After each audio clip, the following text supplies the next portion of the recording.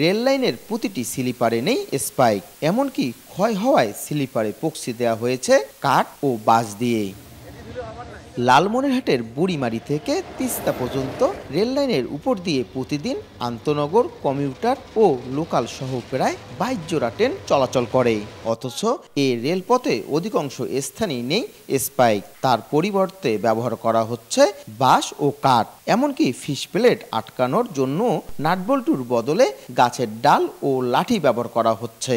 অনেক অংশে নষ্ট হয়ে গেছে স্লিপার। এমনকি ব্রিজ ও কালভার্টগুলোতে লোহার পাতের পরিবর্তে লাগানো হয়েছে কাঠের পাটাতন। যে কোনো সময় বড় ধরনের দুর্ঘটনার আশঙ্কা এলাকাবাসীর। ব্রিজ কালভার্টে লোহার অ্যাঙ্গেল শিট নাট বল্টু খুলি খাইছে, ওটাকে টার্গেট ফলো করে নেই। নাট বল্টুর পরিবর্তে দেখা যাচ্ছে গাছের ডাল ঢুকে রাখছে, আবার ব্রিজে বাঁশের ফালাটি দিয়ে রাখছে। রেলের যারা মিস্ত্রি বা হেড অফিসে ওনারা বলে যে এই চাবি এখন আর পাওয়া যায় না, যার কারণে ঠেকার জন্য আমরা বাঁশের খিল বা কাঠ ওখানকার কাঠ খুলিয়ে কাঠ লাগাই। 1, 2, 3 ঢাকায় জমি জিতে নিন 100% ক্যাশব্যাক সহ 20 কোটি টাকার পুরস্কার। তবে নিজেদের অবহেলার কথা এড়িয়ে কর্তৃপক্ষ দুষছে চতুর্থ শ্রেণীর কর্মচারীদের। একই সঙ্গে উদ্বিগ্ন না হওয়ার আশ্বাস বিভাগীয় কর্মকর্তার।